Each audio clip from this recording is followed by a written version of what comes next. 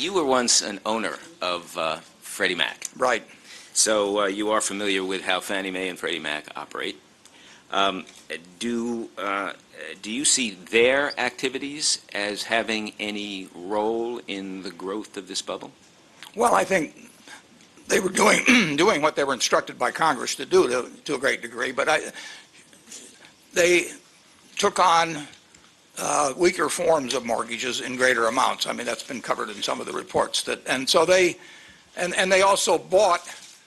They would require a 20% down payment, but then they would buy mortgage insurance from other entities. And I've looked at the profile of some of those loans and material I got from the mortgage guarantee organizations, and frequently, a significant percentage of the time, more than 50% of the income of the borrower was going to mortgage payments. That's not sustainable. But whereas they were laying that off with the mortgage guarantee insurance company, they were still, in effect, helping people participate in something that was really, unless housing prices kept going up, was going to lead to big trouble. Why did you sell your Freddie Mac stock?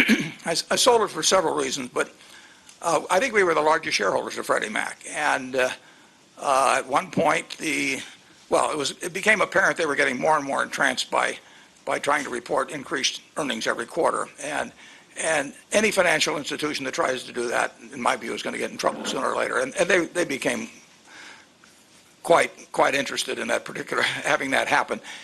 They also, at Freddie, as I remember, it was either RJR bonds or Philip Morris bonds, but they bought some bonds that had nothing to do with housing at all. And here they were using what was in effect the government's credit to enlarge the size of this hedge fund type portfolio, now with some corporate bonds that had nothing to do with housing. And I just figure if you see one cockroach, there's probably a lot more in the kitchen. Did you follow Fannie and Freddie enough to know that they had affordable housing requirements? Oh, sure, yeah. And did you know the size of those affordable housing requirements? Yeah, and of course, they were predicated on being able to use the tax credits that were involved, and they set them up as assets on their balance sheet, and of course they have no income now, so those became very dubious assets. But were you aware then that they were buying the kinds of mortgages that they were buying in order to comply with the affordable housing requirements that they Well, I certainly knew they were. Yeah, they were mandated in many of their activities by Congress. No question about that. And they were also trying to serve Wall Street, and that's a tough balancing act.